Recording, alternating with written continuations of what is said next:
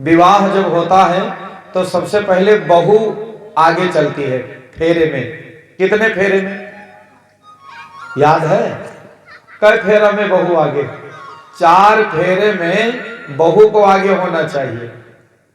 4 फेरे में क्यों? क्योंकि हमारे जीवन के 4 पुरुषार्थ हैं, धर्म, अर्थ, काम, मोक्ष। सूत जी कहते हैं, सौनकादि मुनि सुनो, इन चारों कामों में पुरुष की सहचरी है पत्नी। नारी के सहयोग के बिना पुरुष 4 पुरुषार्थों की प्राप्ति में बहुत कठिनता प्राप्त करेगा। पहला धर्म, धर्म काम भी नारी के सहयोग से ही संभव है। दूसरा अर्थ, कहते हैं कि आदमी धन कितना भी कमाए लेकिन नारी संभालने वाली नहीं होगी तो घर में कभी धन टिकेगा नहीं। पुरुष अपार संपत्ति कमा ले तो भी, तो घर में धन टिकता है गृहिणी के भाग्य से। इसलिए भी अर्थ के पीछे नारियों का बहुत बड़ा हाथ होता है। जिनके घर में भी संपन्नता और सौभाग्य है वो नारी के भाग्य से। कमाया पुरुष और बचाया किसने? नारी ने। धर्म, अर्थ। तीसरे नंबर पर काम। कहते हैं अपनी कुल को सुरक्षित रखने के लिए, कुल वृद्धि के लिए काम होता है। काम सेवन मनोरंजन के लिए नहीं है, वासना तृप्ति के लिए काम नहीं है। परमात्मा ने काम शक्ति जो प्राणी को प्रदान की है वो इसलिए क्योंकि सृष्टि उसकी बढ़ती रहे। और अंत में है मोक्ष। मोक्ष इसलिए, अगर हम धन कमाने के लिए धर्म की मर्यादा लांघेंगे तो धन का जो आय होगा वो गलत तरीके से होगा, और काम का सेवन मोक्ष की मर्यादा का उल्लंघन करेंगे तो ठीक नहीं होगा। तो हमें धन कमाना है धर्म की मर्यादा में और काम सेवन करना है मोक्ष की मर्यादा में। इसीलिए हमेशा कन्या वर के आगे आगे चलती है। 7 फेरों में 4 फेरे में। माने गृहिणी का सबसे बड़ा योगदान बताया गया विवाह में। और जब फेरा होता है तो लावा पड़ता है साथ में। लावा मक्का का क्यों नहीं डाल देते? फुलवालक डाल देते, बढ़िया लावा लाई डाल देते, लेकिन धान का लावा ही क्यों डाला गया? उसके पीछे भी बहुत बड़ा कारण है। पहला कारण ये है कि किसान लोग धान का बियाड़ बोते कहीं और हैं। पाठक जी, धान का बियाड़ कहीं और बोया जाता है और बैठाया उसको कहीं और जाता है। माने बियाड़ बोया कहीं गया और फसल दिया कहीं दूसरे खेत में।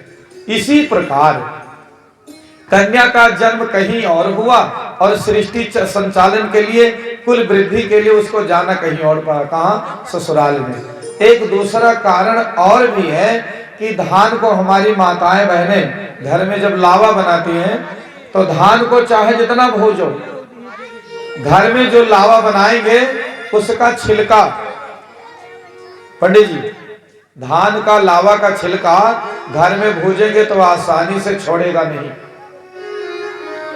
बाजार में जो रेडीमेड लावा मिलता है उसका छिलका जबरदस्ती छुड़ाया जाता है। घर में आप लावा भूजो तो कहीं ना कहीं चिपका रहेगा। धान का लावा इसलिए कि आग पत्नी दोनों अग्नि के 7 फेरे लेकर के संकल्पित हुए हैं। उन्हें संकल्प लेना है आज कि ये मनुष्य का तन मिला है तो कष्ट कठिनाइयां आएंगी, मुसीबत आएगा, कष्ट सहना है, आग जैसे पथ पे चलना है, लेकिन जब तक तन में प्राण है तब तक पति पत्नी एक दूसरे का साथ छोड़ना नहीं है। झगड़ा झंझट बवाल करना नहीं है। ये धान को देखो दग गया, फट गया, जल गया, लेकिन जैसे लावा ने छिलका का साथ नहीं छोड़ा, ऐसे दोनों जब तक जीवित रहेंगे काया छाया की तरह रहेंगे। 2 बात कभी हम पत्नी गम खाए लें, 2 बात कभी पति गम खाए लें, प्रेम पूर्वक जीवन निर्वाह करना है। फिर सिल में पैर लगाया गया। सिल माने पत्थर, पत्थर माने पत्थर मजबूती का प्रतीक होता है। पत्थर में पांव लगाने का अर्थ ही है कि पत्थर की तरह हमारा संबंध मजबूत रहे।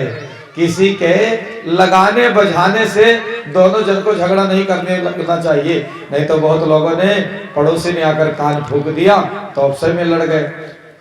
इस प्रकार इन सारी बातों को बताने समझाने के लिए हमारे यहाँ सब परंपराएं कराई जाती थी। विधिवत विवाह हुआ, विवाह का दूसरा दिन आया।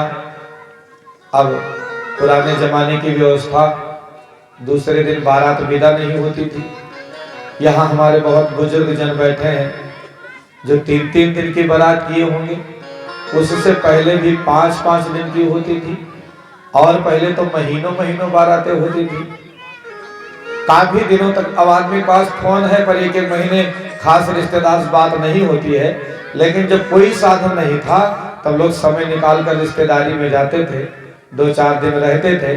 और किसी को बिटिया के ब्याह में और बेटवा के तिलक में कारीगर नहीं को करवाना पड़ता था। मामा फूफा मौसिया नहीं सब पहुंच के गोला संभाल लेते हैं। कोई पूरी निकाले लागे, कोई सब्जी बनावे लागे, कोई पड़ोसी लागे, सब कारीगर ही हो जाते थे। पूरे गांव के लोग प्रेम के साथ, टेंट की खटिया थोड़ी बुक होती थी। सब कहते थे आज की रात हम वैसे काट लेंगे। हर घर से, गांव में एक आदमी के बिटिया का ब्याह हुआ तो हर घर से खटिया आती थी। अब बताओ, एक के घर से 4 पाई आई तो एक आदमी के यहाँ ढेरों हो गए, कार्यक्रम निपट जाता था। 5-5 किलो गेहूं सबके घर बांट दिया और सबने पीस कर आटा दे दिया, हो गया। तो ऐसे सामंजस्य लोगों के जीवन में रहते थे। काफी दिनों तक बारात रही महाराज, प्रेम व्यवहार पूर्वक तैयारी होती जाने की, सब रोक देते।